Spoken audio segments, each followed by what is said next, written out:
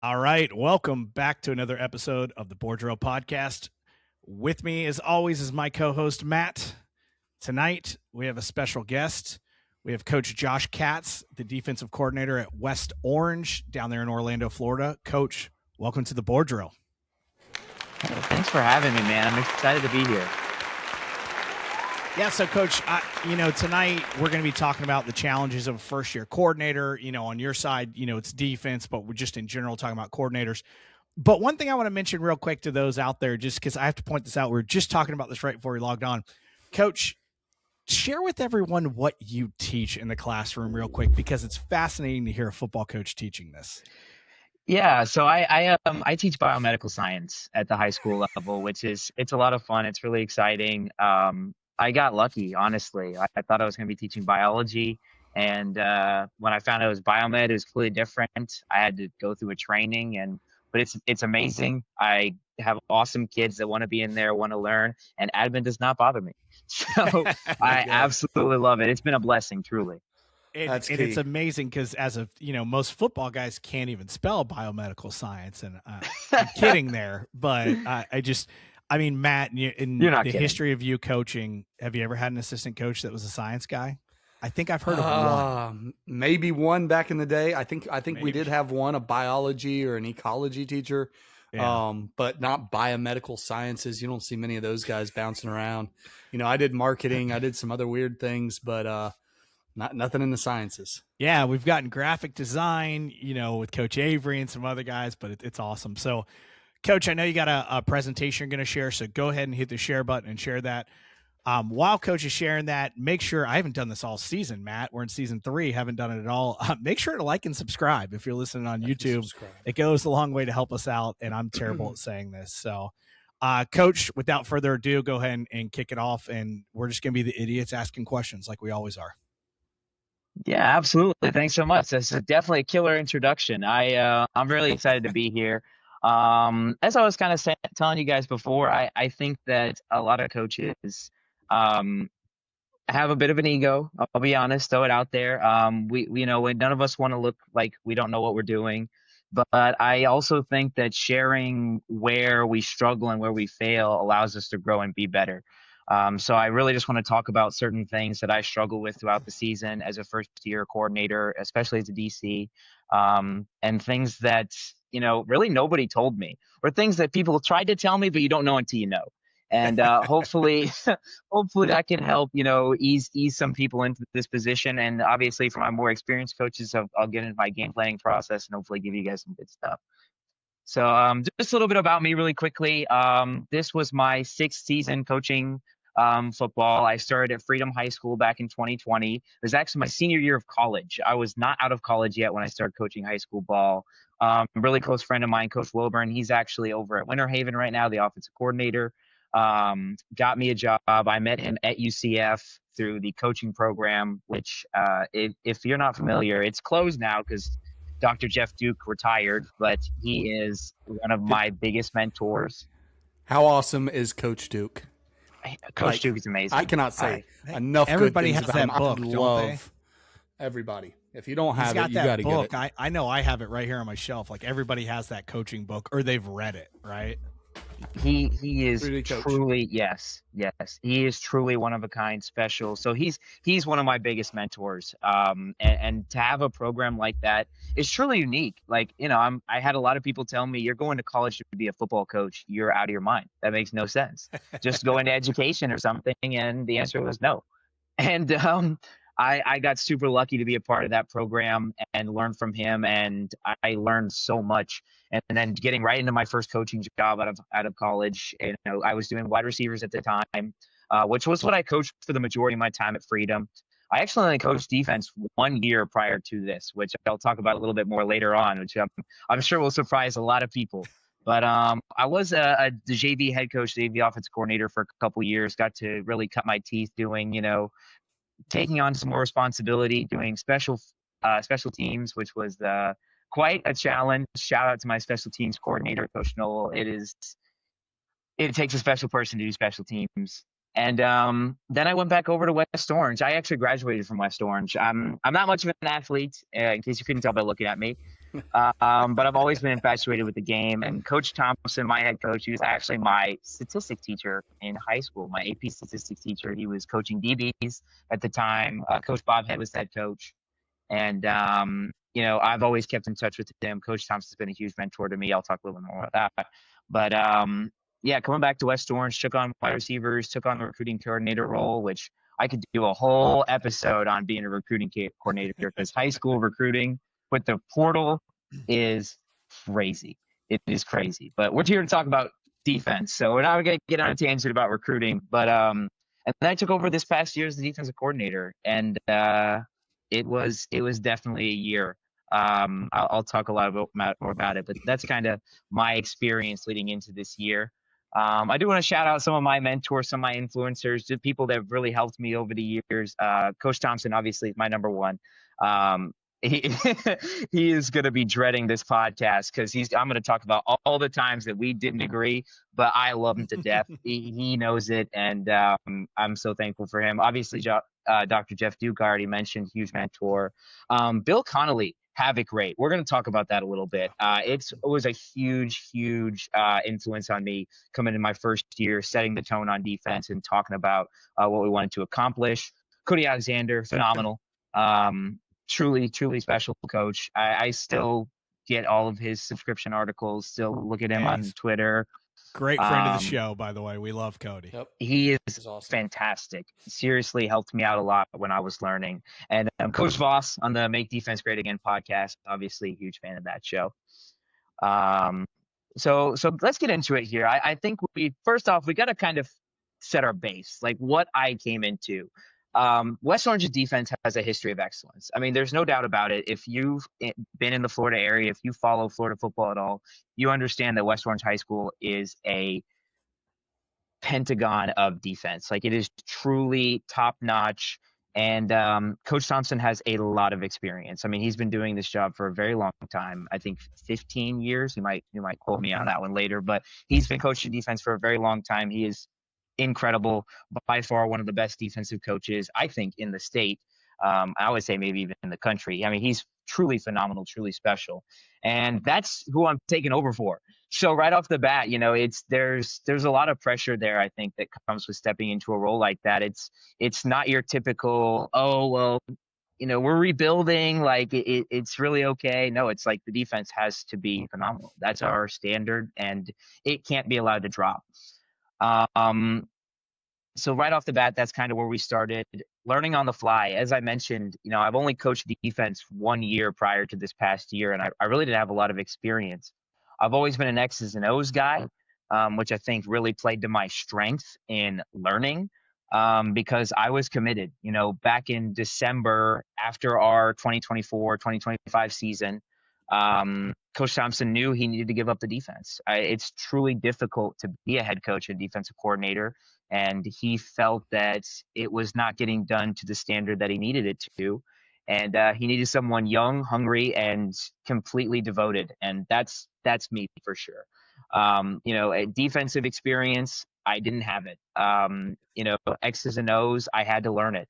But I spent my planning period every day, 5 days a week, for the entire several months leading up to spring in his weight room. Okay, teach me everything. And as a defense, you understand that you're constantly evolving. You're constantly evolving. The offense is really what sets you up. We set up based on the offense. So it was difficult you have to learn the base, but you also kind of have to understand all the moving parts behind it and all the adjustments. And I'll talk a lot more about that a little bit later on, but I was committed to learning, but I definitely had that lack of experience. And then 3 returning starters. We only had 3 guys that played every snap for us on defense last year. And, Coach Thompson said, well, if this is the year to do it, this will be the year, because we're not going to be very good anyway. And oh, man, I wish I could tell you how much that proved to be completely wrong. I mean, it was completely different than I expected. I'm getting told, yeah, we're probably not going to be very good. We got to rebuild. We'll get some pieces, but it'll be a learning year. No, No, it was not. We allowed about 16 points per game, I think a little bit over, which was our lowest in the past 4 years of our Storms. Yeah, for the So record, if you're listening, they went 10-2 this year. So while he's trying to short sell himself, they were a pretty darn good football team. yes, we had a really great year, and I'm very proud of that. And so that's kind of where we started off. And let's just get into it. Let's talk about some challenges, man. Um, Time management. God bless. I mean, you will never have enough time for everything. And it was apparent so fast. And I know my offensive coordinator is going to be listening to this. When I was the receivers coach, I used to give him crap all the time. Why haven't you put in the offensive plays yet? I want to break down and I'm a big analytics guy. Oh my gosh, I'm a huge analytics guy. So I always tell him, listen, you got to put in the offensive plays. You called them, or you had to have someone write them down. Put them in so I can break down what we're efficient in, what our tendencies look like. And he never did. But, I gave him crap about it all the time. And then when I got into the hot seat, it was like, I don't have a time for anything. Like it just, you get condensed into this box of there's never enough time, and you're constantly you're going to want to go down the rabbit hole. And I'm very much that way as well. I'm very big on analytics, just breaking down all the tendencies. And you reach a point of diminishing returns where the further you go, the less you're actually learning, the less you're retaining, and it's just not really beneficial anymore. So one of my big challenges this season was figuring out how to do that. And I think it comes down to understanding your priorities. And the game plan for the week takes priority over everything. If you're someone that wants to be a coordinator, you have to understand stats can wait. I mean, it is just not important. It's not a priority. Whatever happened the previous week is done. You have got to get on top of the game plan. That's got to take priority 100% front row on what it is that you're doing. And that was my philosophy a lot on the weekends. Stealing time when you can. And yes, I am talking about being in class, dataing film. Just give the assignment here, kids, work on this. And like I said at the beginning, I am truly blessed to have fantastic kids that are going to be very successful and require very little help from me. So a lot of the time, especially in the fall season, I've been teaching a couple years now, so I go on autopilot essentially. And taking that time in when I had the free time to data film, it really saved me a lot of times on the weekend. And I'll talk a lot more about my data input and when I get into kind of like the game planning process, but it's tedious. It is tedious. I mean, I am the type of person that I got to watch every snap, because the one time I don't, I'm going to miss a trick play, or I'm going to miss something funky, and the kids aren't going to know what to do, and that falls back on me. And I'm just not okay with it. So I have to make sure that I'm taking the due diligence to see everything and understand what we're getting ourselves into. And then taking breaks. I think a lot of coaches really need to hear this and commit it to heart. And I get it. I truly, truly do. But it's a long season. And especially if you are a team and we are one of those teams where you're expecting to be in the playoffs, you're going 12, 13 games easy. You can't sacrifice yourself, because you will find when you get to the end, when it matters most, that you're out of gas. And I honestly, it's kind of funny. I really felt that way more as the positional coach last year than I did as a coordinator. And the only reason I say that is because at Freedom, we never went to the playoffs. That's the reality. It's a 10-game season. You're in and you're out. And the first year I was here, we went 10-3, went to the regional championship. And I was like, wow, this is a whole different type of grind. and it definitely helped me prepare going into my next year. Now, was I ready for the time of a coordinator? I was not prepared for how busy I was going to be, but I did know how to prioritize taking breaks. My Saturdays, I really didn't do a whole lot with football. We were always up at the school. We did yoga. with the kids as part of our active recovery in the morning. So I would always be up there in the morning, be around the kids, make sure they're in the recovery process, talk through some of the mistakes. But after that, honestly, I usually went home and slept. But, I didn't get to watch as much college football. I actually had season tickets for UCF, and I only made it to one game. So, which wasn't too bad. But I was not a 7-day-a-week guy, and I think that's unsustainable. And I think a lot of coaches do need to hear it. I think that you're going to have your guys that are committed, devoted, and I do respect that. And I'm just as committed. I mean, I'm 27. I am very young. I have no wife, no kids. Like I'm married to the game, and I still take the time to prioritize my longevity in the season and understanding that I'm going to be in it for the long run. So that would be something I really encourage more coaches to do is make sure that you are maintaining yourself, because if you don't, you're going to get to the end when it matters most, and you're not going to have anything left in the tank. Yeah, I mean, I think that's always an important thing, and really, I would go even further and say, like, do what fits you, right? You, like you said, you want to go home and take a nap on Saturday, whatever it is that you do. I've always been a guy where, and Matt knows, it's like I sleep like 5-6 hours a night. So I'm weird. Sometimes in the afternoon, I don't want to break down film like you. And I would wake up at like 2 a.m. and I'd be like, great, I'd be juiced up and ready to go. And that's when I wanted to break down film. And I'll never forget the one time my wife walked out at 2 a.m. because I wasn't in the bed, and she's like, what are you doing? And I was like, I'm breaking down film. She's like, it's 2 a.m., you weirdo. And it's just, I think, but for me, like, I was refreshing in that moment, like I was thinking, and I wanted to break down film. And I did that a lot. Matt kind of knows that I'm weird like that. But I think, be who you are and break it down when you want to break it down, and enjoy the time that you want to do. I was a guy, look at that. Is that a cat? Yeah, I had him in the room. I don't know how he got out. I'll mute in a second and get no way. You're fine. Sorry. And that's kind of how it was. I was a guy who, my break, coach, was I played video games. I like to play video games, and so that was my break and my way to recharge. And then I would go break down film during a random time at night. So I love it though, Coach. Matt, you were a little different than me. You weren't a 6 a.m. guy. You woke up a little later, I remember. So it's not 6 a.m. guy. I'm not a 6 a.m. Still guy a 6 a.m. guy, by the way. If I was breaking down film, I'm waking up, I'm getting my coffee, I'm getting something done, moving around, and then I'll go break down film. But nothing. I'm not glued to the computer screen at 6 a.m. Yeah, but I think that's just like you're saying, Coach Katz. It's a different way of saying it is. Do what works for you, just like you said, like take the breaks when you need to take them. I wanted to get up at 6 a.m. and do stuff, then take that break, watch a little bit of college football, enjoy, watch my Seminoles lose. And then I could be enraged. Right, and I'd want to go, yeah. Then I'm all pissed off and I go back to football, right? All right, I'm going to win myself games. But anyways, I catch up a little bit there, but go ahead and continue, Coach. All right. Dedication. I have to preface this. I really, really do, because it's going to come off bad, and I'm sure that the staff is going to listen to this, so they got to know that I love them to death.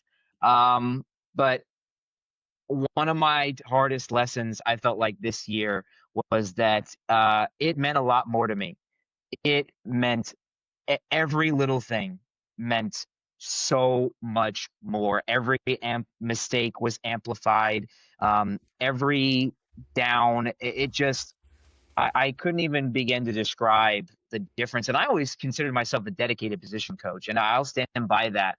And, I think that's part of the reason why I'm in this position that I'm in so early on in my career, because I do work incredibly hard, and I've always lived by the mindset of be the positional coach that you want to have. And my positional coaches are phenomenal, and they do a fantastic job. But it just meant a lot more to me, and that was hard. I had to really figure out how to balance what I wanted and play to my staff's strengths. And especially, I'm going to be honest, I'm a 27-year-old coordinator with assistant coaches that have been coaching longer than me, are older than me. I mean, married, kids, like the whole nine. They got all this stuff going on that I just don't have. And I'm okay with that. But that does obviously mean that I have a lot more time. And so I had to really figure out how to be someone who can delegate. And it's sometimes it's a skill you have to learn on the fly. And I do hope that by talking about it, it makes it easier for coordinators, but you're going to find yourself in a situation where things aren't being done to the standard you want them to be. And you have to figure out how to manage that in a respectful manner. And that's something that I had to learn. I really did. And I wasn't always confident about it. And I talked to my head coach about it all the time. Just learning from him and how to have those conversations, how to be respectful, how to not, because no positional coach wants you up their ass. I mean, I know I didn't as a receivers coach. Leave me alone. I can do my job. I know what I'm doing. But obviously at the same time, as a coordinator now, I understand, okay, the vision that I have is what needs to be on the field for us to be successful. And I have to be able to communicate that in a respectful and meaningful way. And the way that I really came down to it was playing to my staff strengths. Like I said, I am very new to the defensive side, and I'm not the best technique coach, and I'm not afraid to admit that. I've never been a technician in terms of, at least on a defense side of the ball. I mean, I can coach receivers very well. I've been doing it for a lot longer, but technique-wise, that's not my strength. I am an X's and O's scheme coordinator. That is what I excel at. That is what I understand. That is my strength. So it came down to delegating to my positional coaches those types of things. Hey, what technique do you think we should play here? What do you think would be best for our personnel? How can we attack this? And taking their feedback and their input and helping to implement that into the game plan. And I really got to shout out my defensive line coach, Coach Mandy Brown, because you don't see a lot of female coaches in this field. You really don't.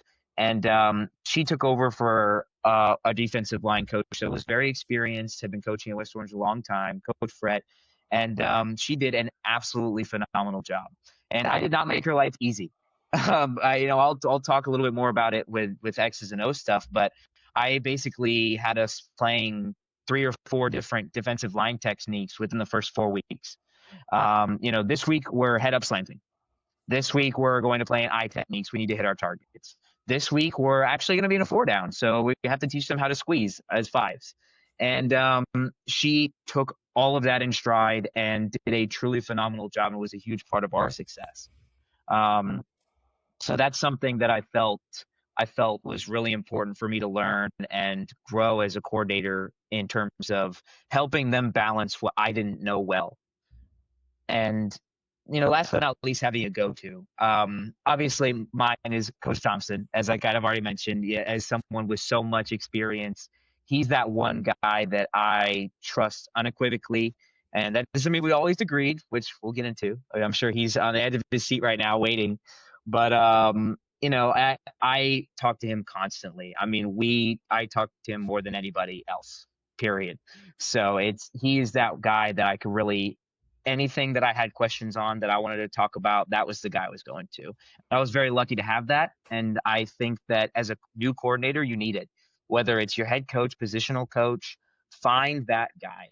Find someone that you trust unequivocally, that you can be honest with, you can be realistic with, and can have those conversations, because it does matter. It does matter. And I know from an offensive perspective, I always tried to be that guy as a receivers coach. I tried to be active in every aspect of the game plan, not just the passing game.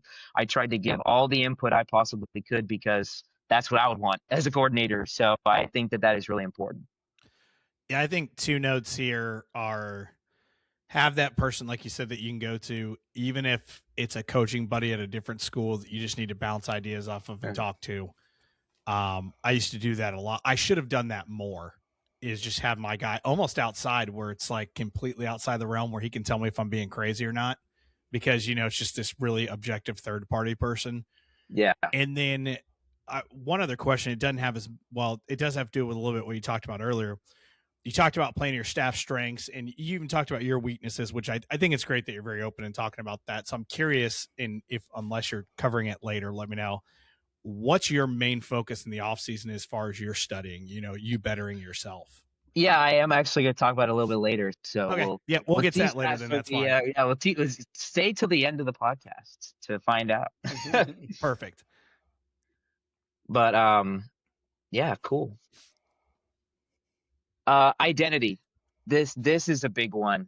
And this is where it happens. So the defense obviously was in place when I took over. It is Coach Thompson's defense. I can't really say that it's mine. I would say that there are aspects that are mine, and it started to shift more into mine throughout the season. But ultimately, it was his defense. It was his scheme. I learned it, and took over to do the job that he needed me to do.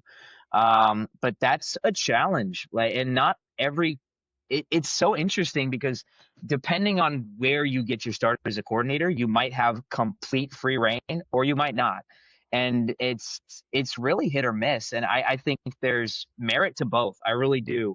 As someone who, as I was coming up, was ironically preparing to be an offensive coordinator, to get my first opportunity as a coordinator as a DC and learning someone else's scheme, it was very different than I imagined. And you can imagine the off-season meetings were very interesting because I would say stuff sometimes that was wrong. And I'm not afraid of that. That's part of learning. That's part of my growth as a coordinator. And I think more coaches should be willing to admit when you do something wrong. If that's the one thing you take away, don't be so egotistical and embarrassed to not admit when you do something wrong. Admit you don't know.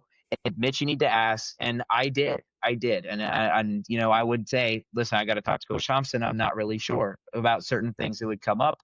And I learned those things throughout the process. I mean, I started back in the spring, and so I had a spring and a summer to work into it. So by the time we got to the fall, yeah, I was a lot more well equipped. But I mean, in those early meetings, yeah, absolutely. I didn't know everything. I had to learn it. That's what I was brought on to do.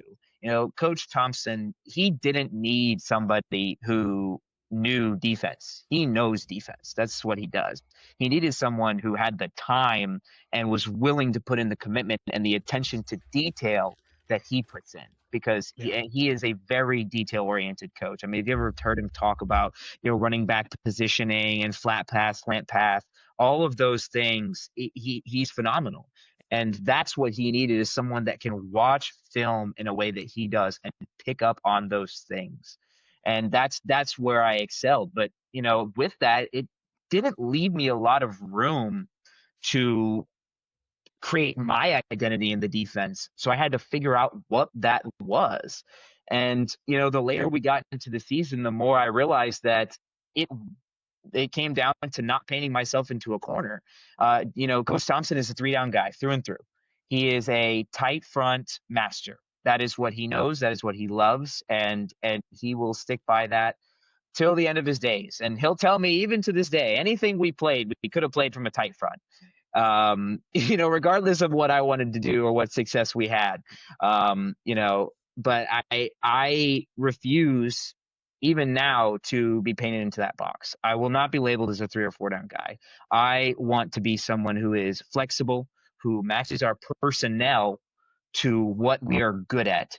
And that would be something I would strongly encourage coaches, especially experienced coaches. If you are someone who has been coaching the same system for a very long time, I encourage you to be open to doing other things. Even if the thing you're doing works. Nobody ever came in and said the tight front doesn't work. I definitely never said that. But is there things we could be doing that are better or different or that they haven't seen before? And I think that's where I started to come into my own. And yeah, we didn't always agree. Of course we didn't agree. But even Coach Thompson will tell you, he doesn't need yes man. And as a coordinator, my advice, don't be a yes man. Do not have those hard conversations. Stand your ground. And now you got to back it up. make no mistake, when I wanted to do something my way, it better work. If it doesn't work, then that's going to be a whole different issue. Now, I was fortunate that it did work. We had a lot of success, but I was never willing to back down, and I could defend what I wanted to do. I was very specific in why I wanted to do the things I wanted to do, why I felt they were going to be successful. And that's also important as well. Make sure when you're coming into this type of situation, if you're aspiring to be a coordinator or you're an early coordinator, have a very deep understanding of what it is you want to do. Oh yeah. Because when you get asked the simple question, one word, why, you have to have an answer. And Coach Thompson taught me that early on, because you have to have an answer. And if you don't, guess what? He's jumping in, and he has done it. He loves to do it. If you don't have an answer, he is taking over. And yeah, it happens sometimes early on in the season. You know, obviously where I didn't have a good enough answer, or I wasn't experienced enough to be able to do it. There were times where he would step in. Obviously, it a lot less. I pretty much was on my own for the majority of the season, but especially in the spring and early on, that type of inexperience and not being able to explain why I wanted to do something was a crucial issue. So definitely that's a huge piece of advice I have. Be able to explain why you are doing something. Do the due diligence, do your film study, whatever it is, and don't back down. Yeah, I mean, Matt knows this, and obviously I was an assistant coach for Matt. I was a coordinator for Matt. And I've kind of evolved it from Matt, but Matt was great at this. He was a master in the coaches, and I didn't realize what he was doing early on, and then later on I got it. No matter who brought up something in the room, Matt would say, "Great, go draw it up on the board." Didn't matter how, and you get all this coaching. Well, I saw the Gators doing this on Saturday. Matt, okay, great, draw it up on the board. And then Matt would be like, draw it up to an even front, draw it up to an over, draw it up to an under. And my best advice to go right along with what you said, Coach Katz, was if you have something, better know how it fits power, how it fits counter, how it fits zone, how it fits, buck sweep or whatever the outside, and then how it fits, the three most common route concepts and maybe an RPO. If you can answer those, I know that was like 7 things I just rattled off, but if you can answer those 7 things confidently, you can probably install it. If you can't answer those 7 things, if the answer is, well, on this, we'll just call something else, then just call something else to begin with. Yeah. That's what we used to tell people all the time. And Kyle, a big thing as a head coach is, giving your assistants that autonomy that they can, hey, if you're going to come to me with an idea, you want to make it part of the program, have answers, right? Yeah. And when you come to me with those answers, I might be willing to, hey, let's try it. Let's give it a shot. And let's let you take some ownership over this. And, it gets those coaches to care. Coach Katz, you were talking about, care means more to you. Well, sometimes when you give those coaches, those assistants that maybe they haven't had a voice in the program and something they can own, you get that buy-in from those coaches. Yeah. And I love the other thing he said was, don't paint yourself into a corner. Now, look, I've always been a 4-down guy, but we've always been a 4-down quarters team, and we needed a change up, and we installed Rip Liz at one point later on in my, defensive, I guess, D coordinator, whatever journey. And Rip Liz was something I had to go learn, right? I didn't know it. So I happened to work with a bunch of guys at Florida State that were now with Saban. They went back and forth. So I called those guys up and I was like, explain to me, we got to install this, we got to do this. And then you get all the Saban rules. I was like, all right, now I got to adapt this to high school. Cause right. Listen, I know every piece of Rip Liz, and there's a bunch of guys out there that know it too, but that you're not going to install 14 checks at the high school level. Right.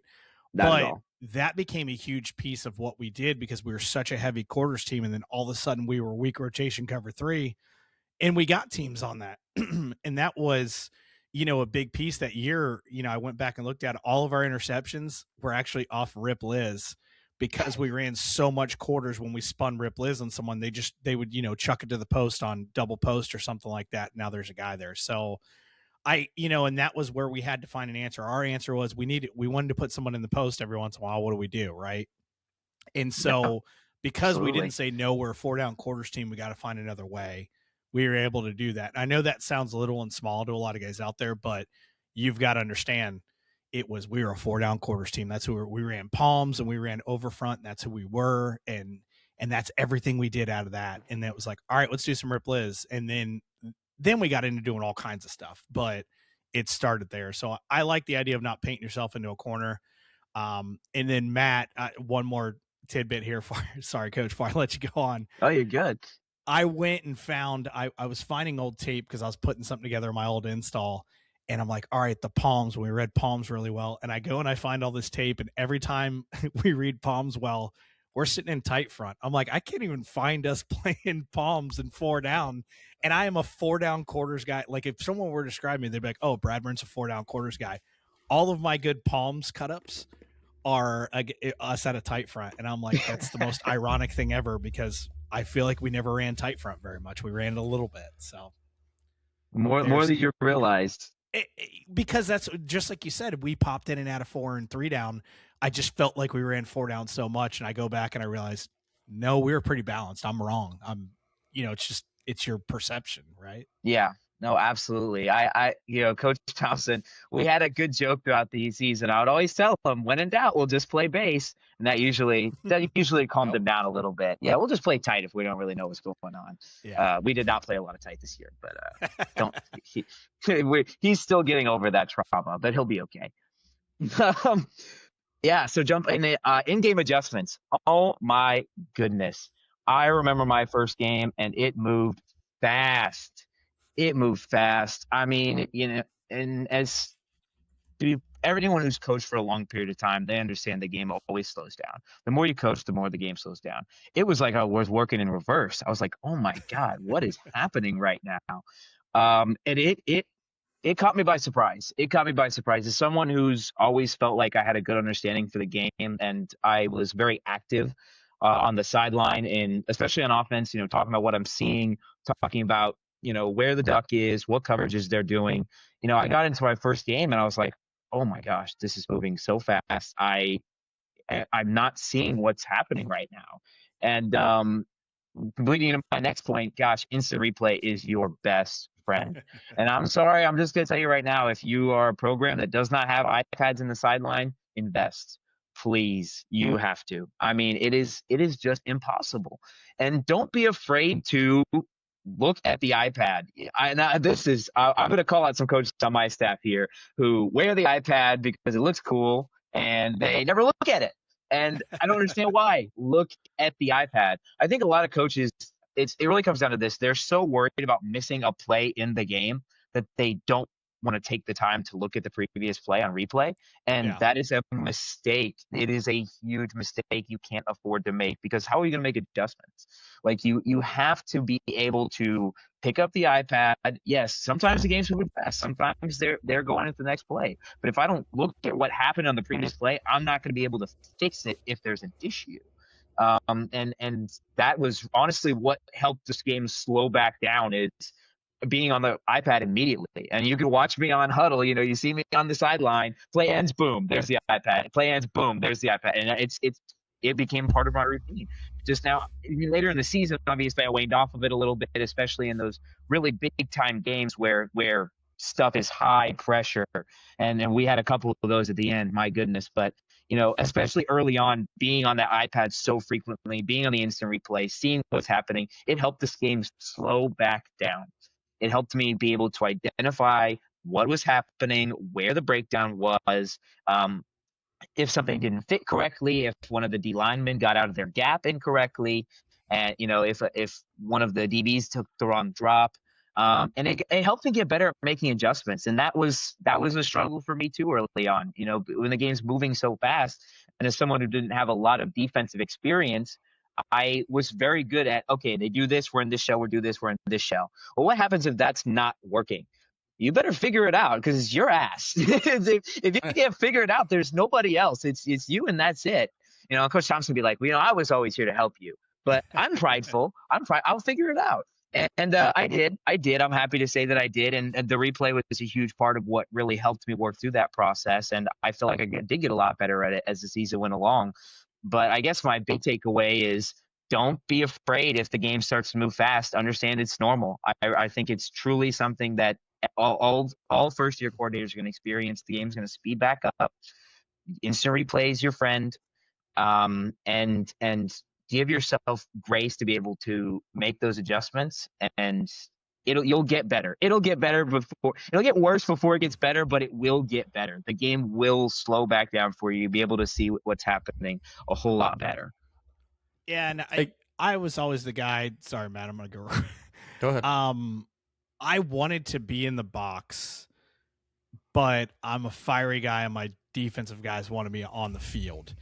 And so instant replay is like being in the box from the field is my best kind of comparison there. And don't get me wrong, I always had good coaches that went up, they were good, but I felt like not a lot of guys saw the game like I did from the box. But at the same time, it was hard to get calls in, hard to make adjustments, like last second checks. I'm not a big last second check guy, but when I wanted to do it, we never got it in. And Right. I hated and my players always wanted to talk to me. And so it was like, hey, can you go give the headset to this guy? And, we didn't, Matt, you probably remember, we didn't have that many headsets. So it was a constant like shuffle of everything, to the point where I was known for actually screaming things from the press box down to the sideline at Oviedo, even adjustments that parents heard, sometimes with choice words, which got me in trouble. But I wanted to be right. I think the iPads now allow you to be a box coach on the field, which is the coolest thing in the world when it works correctly, right? So, right, Matt, go ahead. I know I cut you off. Yeah, Coach, going to kind of put you on the spot right now.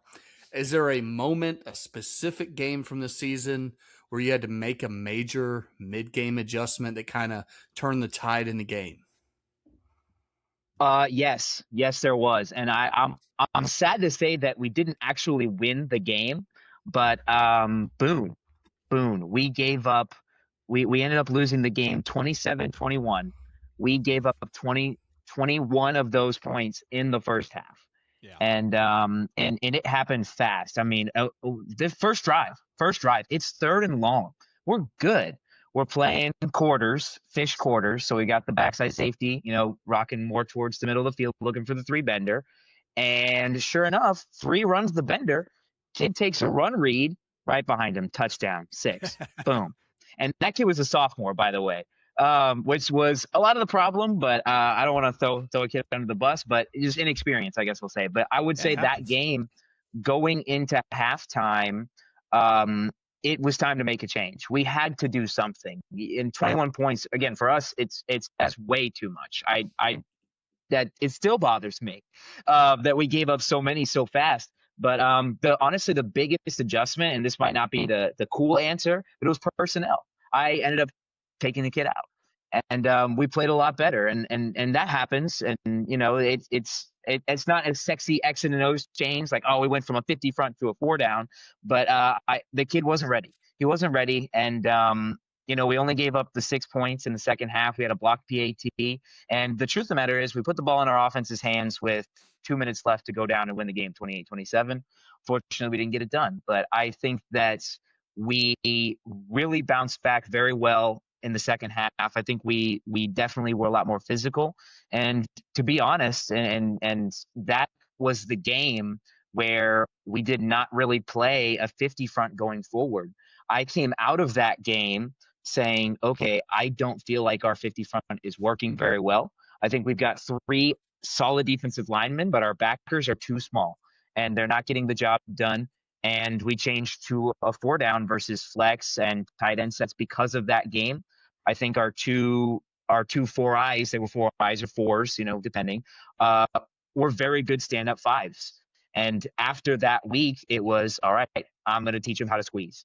And that almost morphed into our identity to that point where we didn't play much of a 50 front for the rest of the season because I felt we were so much better in a 4 down versus flex versus ace, Treo, trips, any tight end set.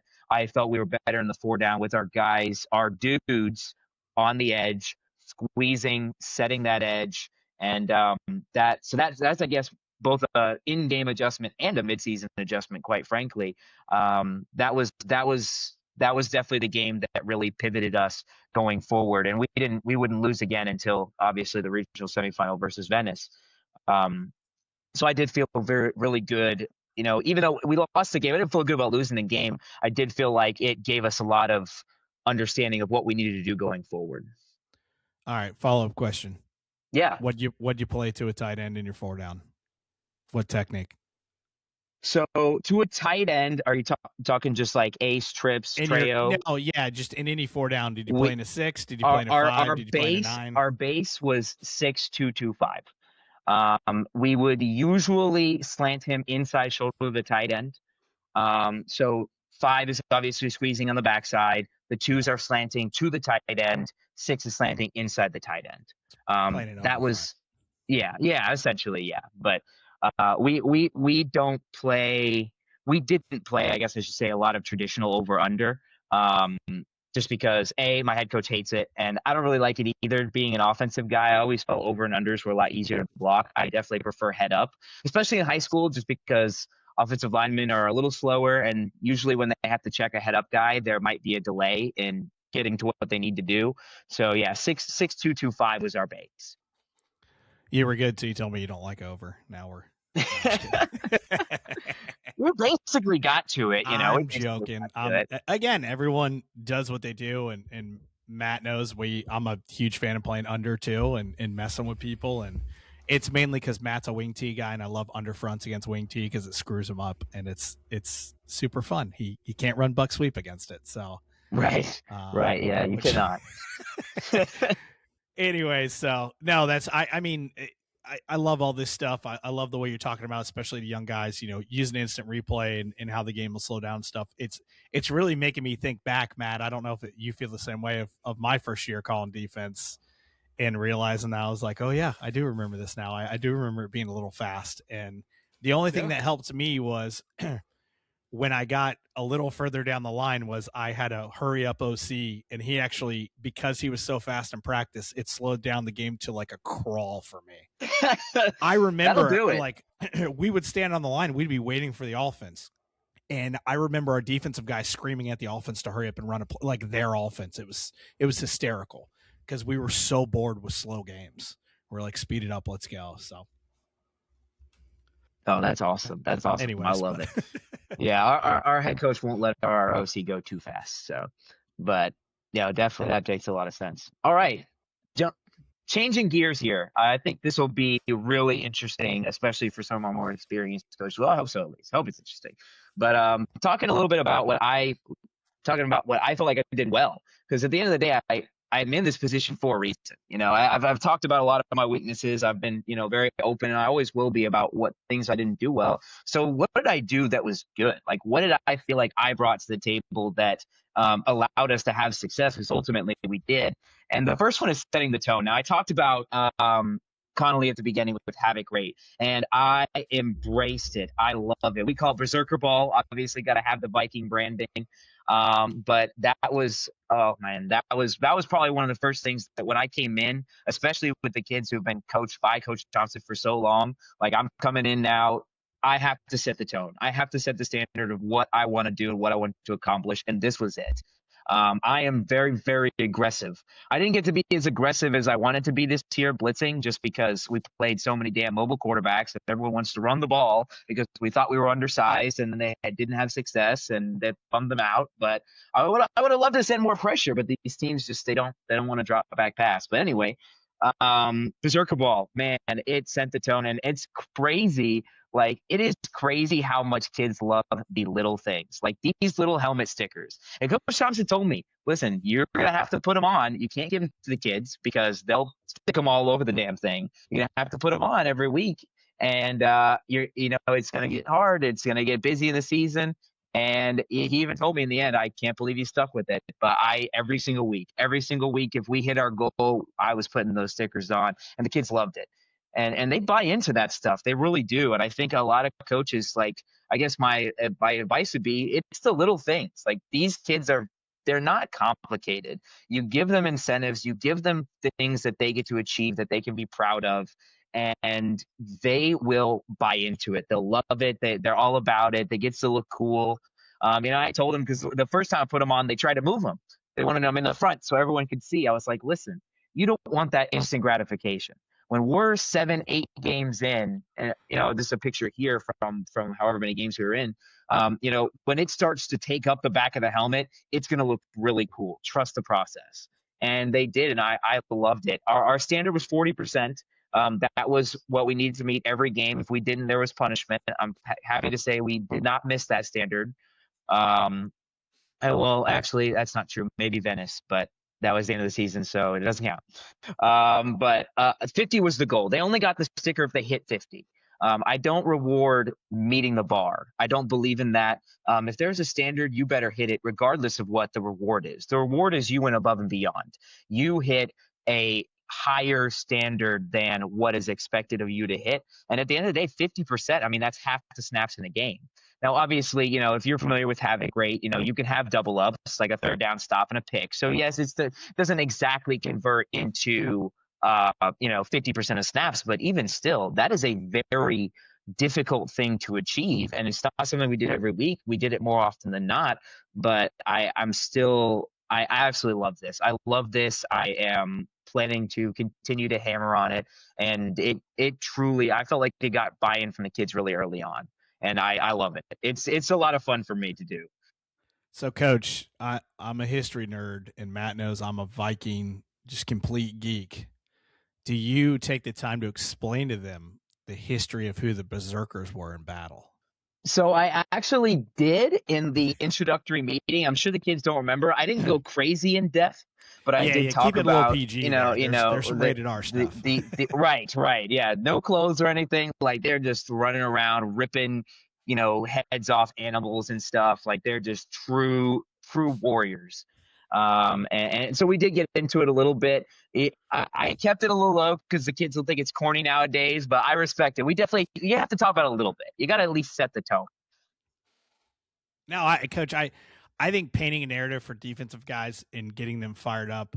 The one year my kids wanted me to tell them about a different ancient warrior every Friday after team meal. So we'd go into a team room, and I would tell them the story about, 1 week it was the Spartans and 1 week it was the Vikings. And like, for some reason, our kids like really, really wanted that one year. And then the next year they could have cared less. So we didn't do it. Right. But it's funny what the pulse of your defense is from year to year. But that 1 year, Coach, if I would have skipped that story and after pregame meal, Coach, they may not have played. They may have wanted just because it was just like part of their tradition. That, Coach, who are we going to talk about? They would ask me all day long in class. I'm like, I'm not telling you who we're talking about till 4:00 when we do it. But I love the idea of telling the story. I like the helmet stickers. Obviously, we all know they start on the back. That's a rule. They always start on the absolutely. back. So it is. You can't start anywhere else. Like, come on now. But you know how kids are. They want what's cool, and they want everyone to see it. And look at me, I got my sticker. It'll just be patient. They'll see. So moving forward, this I got to be careful because I do notice from a time perspective, I could really get off at a tangent on this. But I want to talk about game planning. And I'm going to hit on a few key things. I'm going to try really, really, really hard not to go super long. But this is just some, like, talking through my process that I felt like what was able to have us be successful, and my process game planning week in and week out. First off, you have to have a system. Whatever that system is for naming formations, shells, it has to be consistent. Ours is pretty straightforward. Anything with the receivers is numbers. 2x2, 3x1. We don't call flex, we call it 2x1. We go 2x1, halfback near split, 2x1 halfback far split. Whether the running back and the H-back are on the same side or different sides. We 2x1 split back, but if there is no tight end on the field, it is numbers. The only one that kind of breaks is quads, just because I'm a receivers coach and I have a really hard time not calling it quads. 4x0 does not sound as clean, but for the most part, very consistent with the numbers. So I think that's a huge step. And ideally it matches your offensive personnel's naming up so that your two-way guys can match it. Ours doesn't always, and it is difficult because from a signaling perspective, I totally understand offense why they call it trips, even though we call it 3x1. And then tight ends are names, right? So we got Treo, trips, ace, and all that good stuff. Now, I'm sure that's not news to anybody, but if it is, you need to have a system. Now breaking down the backfield is something that I think a lot of coaches don't necessarily take the time to do as much as they probably should. In high school, the running back is going to tell you to play 90%. It is very, very consistent based on where their feet are. You know, if they're on the toes of the quarterback, you're more likely to you're only going to get pass or flat path from that. You know, if they're even, you're getting flat path or sprint out. You know, 1-by-1, you're getting slant path, power, inside zone, counter. You know, pistol, obviously, you're getting trap pass, straight downhill type stuff. And you have to have a system for naming all that stuff. Now, fortunately, we do have huddle assist, and I will shout it out because it is very nice. It's not always correct. I do have to double check it, but you know, it does a lot of the bulk. So I do really appreciate that. Our offensive coordinator doesn't, because it does it in our language, but the head coach is the defensive guy, so sucks to suck. But it is super nice for it to do that. But the first run through of film, the first time that I watch an opponent, I'm honestly only half watching, to be honest, because I'm entering offensive plays. I enter every offensive play that they run, period.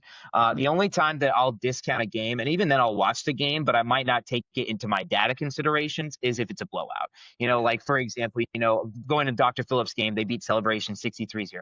I ain't watching that. I'm not breaking that down. That's not going to tell me what their run pass tendencies are. And the backups were in after the first 2 drives.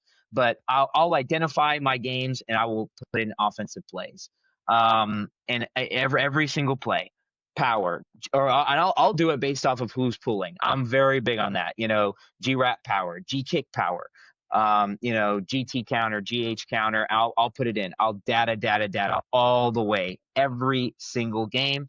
Double check the shells, the formation, the backfield, make sure that huddle assist didn't get it too wrong as I'm entering those offensive plays. And that's when I say stealing time, that is where I stole the most time throughout the week, especially for once I was done with the game plan for our week. You get to Thursday night, you're not really going to make changes. I would start dataing for the next week to save myself that time and start putting in those offensive plays. And that's something that it is very time consuming. And I definitely understand that not every coach wants to do that. Not every coach has the time to do that, but it was a huge part of our success. I felt, at least for me, especially being an analytics guy, taking the time to put in all those offensive plays. And coming from the offense side of the ball, I had a pretty good idea of naming concepts as well. You know, Coach Thompson being a defensive guy, always, you know, he understands the routes, but, you know, he might not know what snag means. You know, he might not know specifically what sail is or dagger. I will just enter it as that concept because it helps me. But I don't want to throw him on the bus too much. But I tell him, don't mess with my tags. If I'm entering stuff, please do not go in and enter stuff. Leave it whatever I called it. That's what it is. And that's the first run through. Quick putting in everything, going down the line. Second run through is tendencies, and I break everything down. And I'll go ahead, and I think this is a good opportunity to pull up a game plan here, and so you guys can kind of see what it looks like. Let me see if I can jump. I gotta jump out of the presentation mode here, probably. Yeah, you'll have to go. There we go. Certainly we can zoom in a little bit. So this is my game plan versus Plant City. This was our first round of the playoffs, and so you can kind of see a finished product here. And this is pretty much what all my game plans look like. Here's the games. This is what I use. I tell the kids, just so you know, again, like I talked about, if there's a game that's not close, I don't want them to really focus on it too much. The overall breakdown from those plays, run pass, this is their percentages, any notes for that week. This week, I didn't have a ton. This is probably one of my shorter notes sections, but the quarterback was mobile. He's always a threat to pull. We have to be prepared for that. We have to make sure that we're always accounting for him. Turner, that was one of our linebackers. Your designated spy. He's our quick Sam linebacker. Does a phenomenal job. D2 is going to follow this kid everywhere he goes. This is our Division I corner. He's following this kid, even though, you know, just because this kid was tall. It was a matchup thing. I got short corners other than this one kid. So we got to follow him everywhere he goes. And then I'm going to start to get into formations, right? They were in 2x2 43% of the time throughout those 6 games. That was their number one formation. They were a heavy pass team, one of the few heavy pass teams we got to play, which was nice because I did get to send a little bit more pressure. Favorite runs, inside zone, G-wrap, quick toss. And that was a play that we repped the crap out of, was that quick toss. They were reading the edge. They were trying to get the guard up to the linebacker and force the edge to make a decision. Didn't work very well for them, but that was a play that was definitely their bread and butter. They were a heavy zone team, not really a gap scheme team for the most part.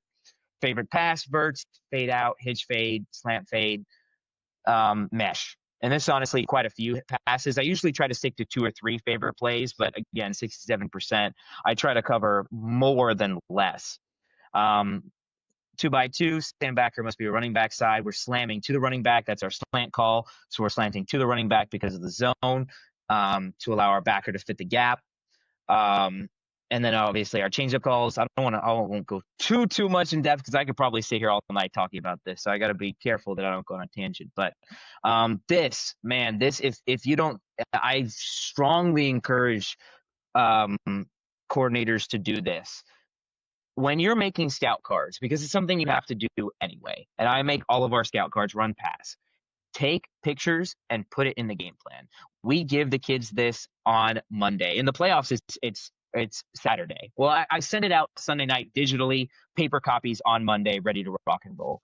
The pictures are a huge help for the kids, being able to give them a visual aid, a visual cue to understand what it is the offense is trying to do and how we are going to defend it. How are we fitting? What our pass coverage is going to look like? And honestly, this is a little bare minimum. Usually I have drop zones and all that, but this is, first round of the playoffs. We're at this point where the kids pretty good with that type of stuff, but being able to see the blocking, and then obviously our call, right? We've got our calls bolded for them, underlined. They can't miss it. Ball in the hash, ball middle of the field.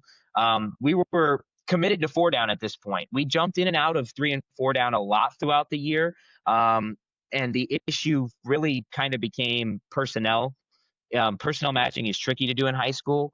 I would love to do it. But it got to the point where the kids were getting overwhelmed trying to make a call based on one personnel to the other. Yeah. So screw it. We're going to stick in 4 down. I trust it. I believe in it. And ultimately, I knew we were going to have to play Venice and be in a 4 down anyway. So we kind of stuck to it there.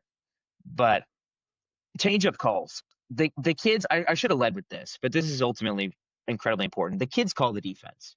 I do not call the defense from the sideline. And if you have not gone to this yet, I highly encourage it, because the game is going to move too fast for you to make the calls. By the time they break the huddle and you see the formation, can get the call in, it's going to be too late. And what that does is, it gives the kids ownership. It allows them to be invested in the game planning process. It allows them to feel pride about what they're doing. It is front loaded on me as the coach.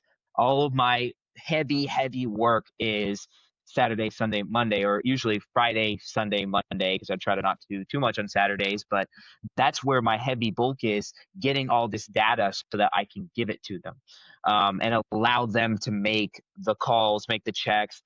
And you can see I gave them 3 different change-up calls. Whatever they like, I listen to their feedback as long as it fits. As long as we're playing it correctly. Listen, if you would rather bull rush, bull rush.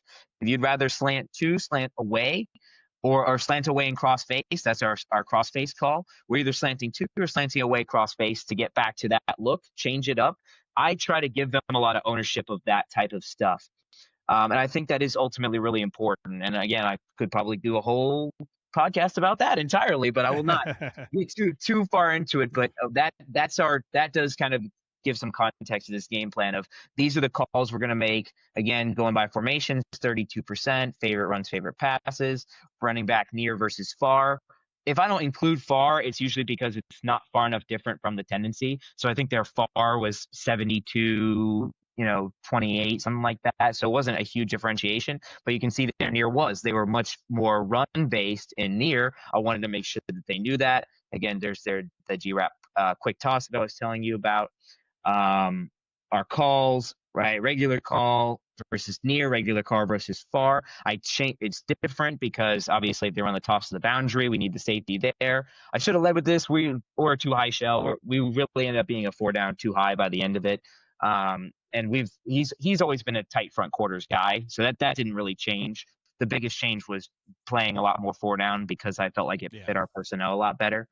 But this is really what the end product ends up looking like. And I print it out and I make copies and I give it to the kids and we go through it. And it really, truly, I think, was a huge part of our success, just being able to go through this process in great detail, breaking down the tendencies. And the kids would get to the point in practice where they're calling out the tendencies. We're in scout period. Hey, running backs far, we're getting run, run, run. Hey, running backs stack, we're getting run. Split, we're getting pass. Like they would start to call out those tendencies consistently in the scouting periods throughout practice. And that's how I knew that they were understanding it, they were getting it. And I would tell them, look, I mean, even here, DPs feel comfortable playing man. Okay, we're sending pressure then. I'm not going to play man and not send pressure versus empty, so we're going to get after it. You know, if they wanted to play zone, then we would play zone and we wouldn't necessarily have to send pressure depending on what it is. But if they want to play man, which that's what they told me, coach, we feel comfortable playing man versus empty. Perfect. We're sending pressure. We're not sitting here playing man coverage for, 4 or 5 seconds. It's not going to happen. So they take a lot of pride in this process, and I take a lot of joy in giving them that freedom. The biggest thing I would call during the game is adjustments and pressures.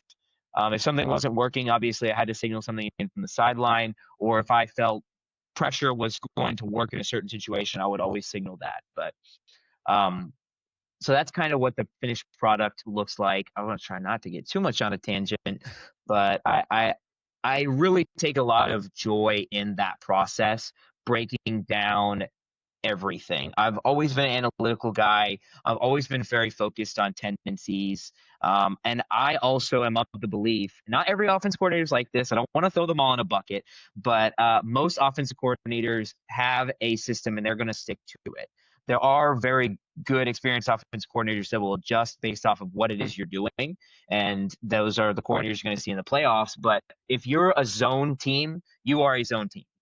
I am not going to sit here and pretend like you're going to magically come out and start running GRAP power and GT counter if you haven't put it on film, because that's just not realistic. Regardless of if you think it's going to work versus us or not, I think whatever their identity is, they tend to stick to it. They might have wrinkles, they might have trick plays, but ultimately teams have an identity, coordinators have an identity, they have tendencies they're going to show on film throughout that game planning process. And that's what I enjoy finding and preparing for. And I think it put us in a really good spot a lot of times, even if we maybe didn't have as much talent, we certainly weren't as big. I mean, we were not big up front. If I told you one of our starting twos benched like 220, 230 and weighed about 190, like that, you're thinking, holy crap, how the hell did they go 10-2? But that was, our preparation and commitment to being able to do what we needed to do in order to have success. Matt, real quick, one thing he stuck out is just, knowing who you are, who you're playing. Like everybody has who they are, right? The core of their offense or defense. And just like you said, I was a big believer in breaking it down was, look, we're going to get beat on page 6. I'm not going to let you run pages 1 through 5. Look, if you beat me on page 6, something you never run, then so be it. You're probably a better football team, more talented. But, I'm going to take away what your bread and butter is, or at least we're going to try to sell out taking it away, right? And, the big story is against a Central Florida team. We knew they had a giant tendency throwing and running to the tight end. And our DN's only goal that game, we said, you're in a 6 and you're just going to wreck this dude every down. I don't care if you rush the passer at all. I was like, we're a 4-down team. I said, I don't care if you don't get anywhere near the quarterback all night. Your job is to wreck this tight end. Team way, way more talented than us should have put up 40 on us, put up 10. And it just goes to show you of like, we absolutely took away a large part of who they were, which was running and passing through the tight end. And man, it was a simple thing for us. And we were like, look, we're just going to sell out. And we're going to stop this. We're going to get beat somewhere else. And we did, but we only gave up 10 points because we took away their first, second, third, kind of what they do operating through it. So I'm a big believer in what you said is find the core of who they are and just make them do something different. Make them be uncomfortable. Yeah, and another big thing that kind of made me think about, and this honestly was an epiphany moment for me in season. I think this would be really good to share. Is I think it was about week 4, week 5, and I think we were playing a lower level team, and I kind of asked Coach Thompson, well, how do I prioritize whether I'm preparing for what they do or things that they haven't shown that can hurt us? And I think that is a fair question because a lot of times it might be tough. And what he said to me was, are they good at what they do? If they are good at what they do, if you feel they can have success, that is the focus.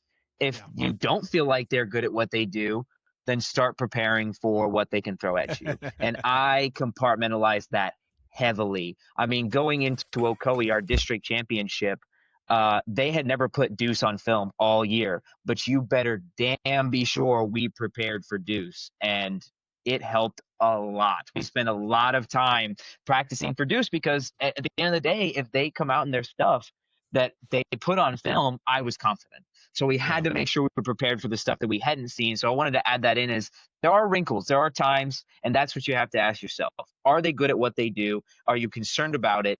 If you are, then yeah, you have to focus on that. But if they're not, or if they have a history, again, it's a rivalry district championship, they have a history of pulling stuff out the bag, yeah, be ready for that because that's where the game's going to be won or lost.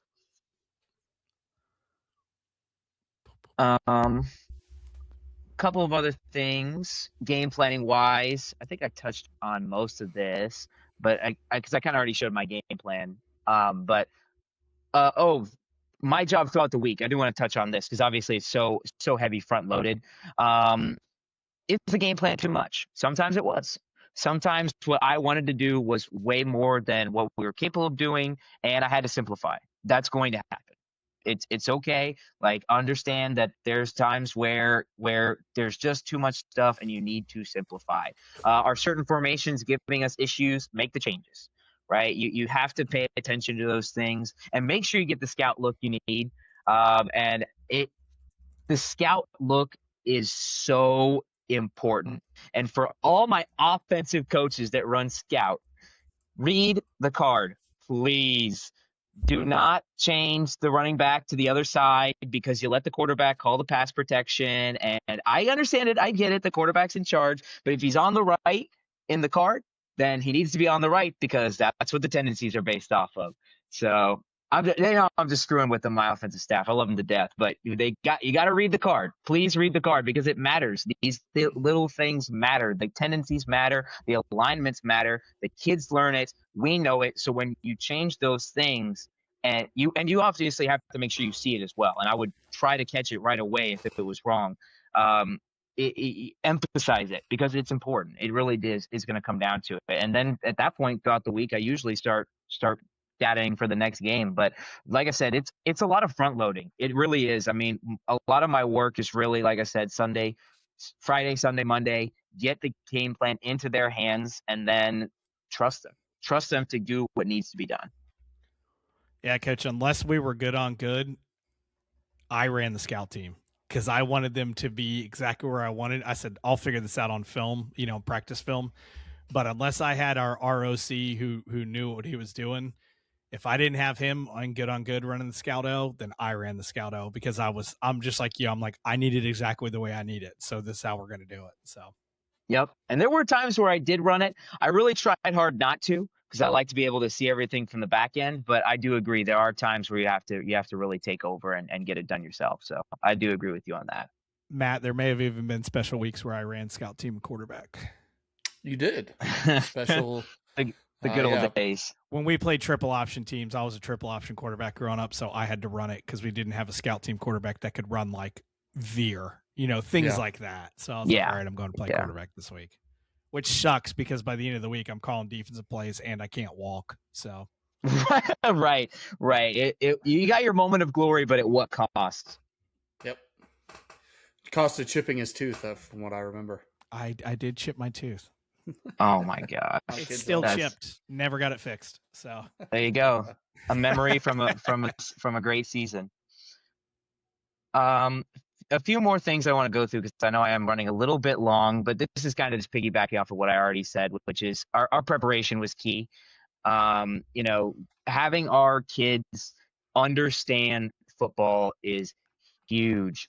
Take the time, especially in the off season. This is not really an in-season thing. This starts in the off season. I assume most coaches understand that. But you have to start in the off season making sure they understand football well enough so that when you come in during the season, I don't have to teach them what power means. Like they understand what power, counter, inside zone mean. They understand scheme, and it is complicated. You know, it's not we're not one of those teams where we run the same thing all the time.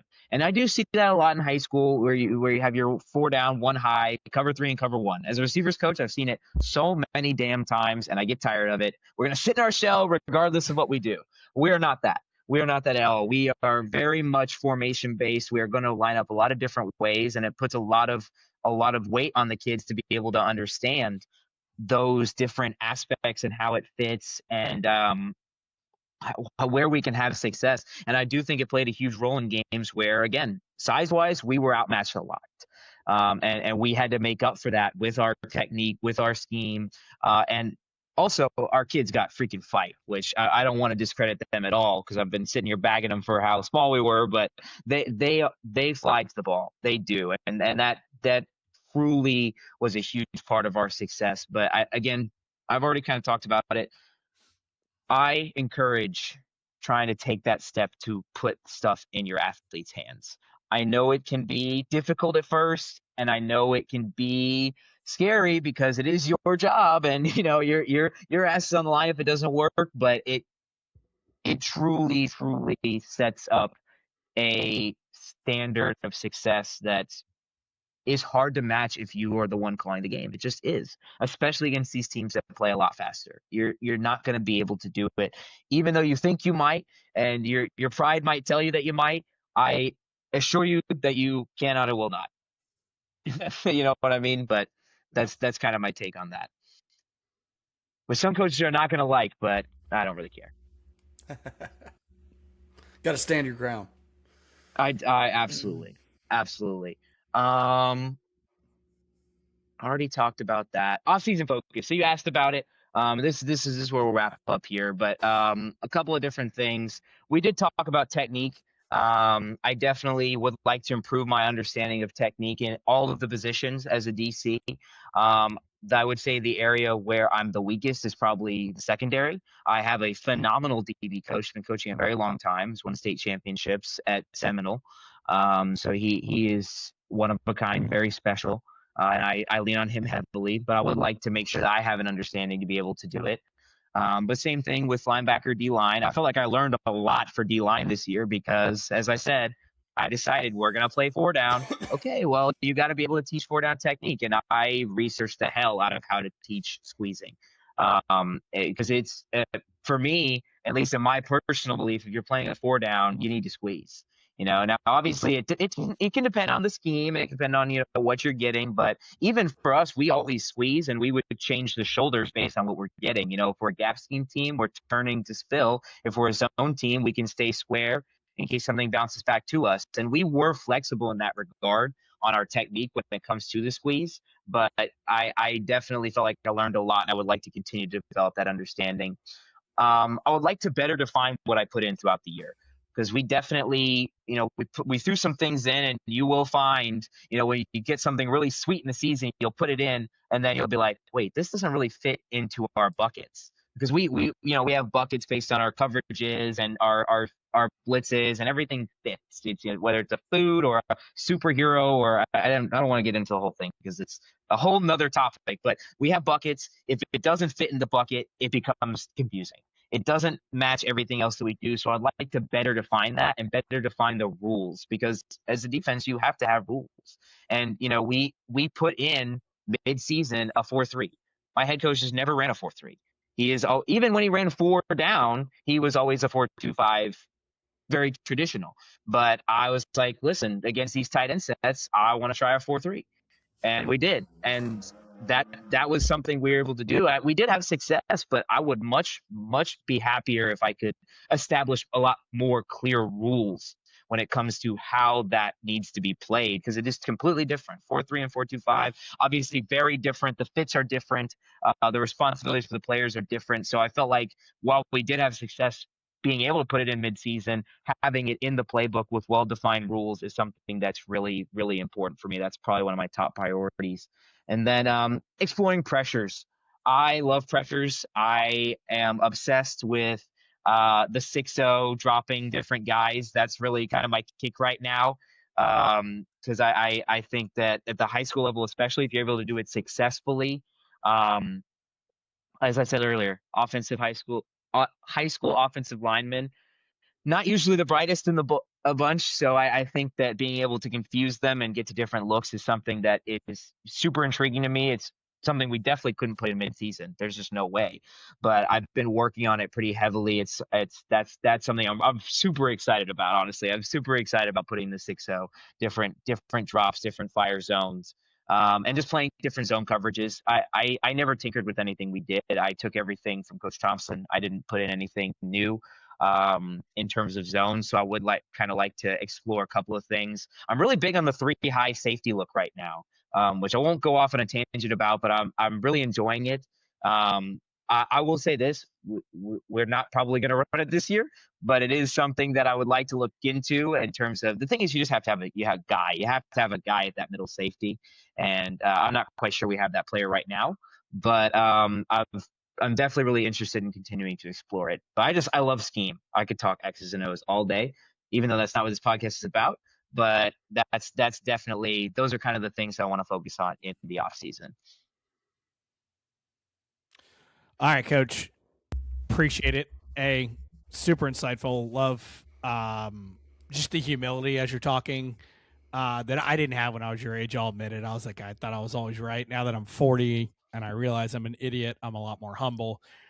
But we end every podcast with the same question. What's the most unique or interesting thing your program does that maybe nobody else does, or maybe very few people do? That's a good question. Are you talking about from a defensive perspective, or program, overall? On field, off field, anything you want? Yeah. So I would say, in my opinion, the most unique thing that we do is how we approach recruiting. And as I kind of touched on in the beginning, high school recruiting is a mess right now because of the transfer portal. I mean, you've got high school kids competing with grown men who have been playing college football for many years. And I take a lot of pride in the way that we approach it. I handle our spreadsheet. We make individualized player profiles. Everything's clickable. Actually, I guess I pull it up really quickly just so you can see it. But it is unique. I do think it's special, the way that we do our recruiting. We believe very firmly that any kid can play college football. We don't care what the level is. Obviously, we don't make any guarantees on what the level will be, but we firmly believe that any kid can play college ball. If they're committed enough, if they're willing to put in the time and the dedication to it. So that's you're that's 100% something right. that they let me play college ball, so they'll let anyone play. So well, I won't make any comment on that. I don't know you well enough to get there, but like I said, I was good enough to get a jersey and a helmet in college, and that's what it was. So I think, well, yeah, it's just one of those things where I think we put so much time as a program into making sure our kids can get seen. Obviously at the end of the day, if the kid wants to play college ball, they're going to have to advocate for themselves. We don't need to go into a tangent of that, but I do feel like we go above and beyond with what we do in terms of putting in the time, energy, and commitment to doing what we do. We send out a monthly email, blast it to 13,000 college coaches. We have a database that gets updated every month with an email campaign list that we send out. I mean, we truly do everything that we can do to give those kids that opportunity if they want it. So that's what I feel makes West Orange truly special is we believe in that goal. And if that's what a kid wants, we're going to do everything in our power to put them in a position to be successful and help them achieve that. No, I love that, Coach. I think that's a great point, especially with the current landscape. So, well, absolutely. If you're still listening, appreciate you guys hanging in with us here. A little bit of a longer one, but I appreciate that every once in a while. We we're at the hour and 25-minute mark, Matt. So, yeah, I know. I'm a yapper. It's I'm all a right. yapper. Coach, that's what we do, man. We have, the average listening span is only 15 minutes. I watch people on YouTube go and watch pieces of it all the way down the row. It's pretty funny how people kind of consume our content. It's never more than about 20 minutes at a time, which is about the average attention span. So, Well, there you go. I love it. Yeah, I have speaking of analytics, I got plenty of the analytics. But anyways, for me, for Matt, for Coach Katz, appreciate you having on. You guys have a good night, and we will see you next time on another episode of the Board Drill Podcast.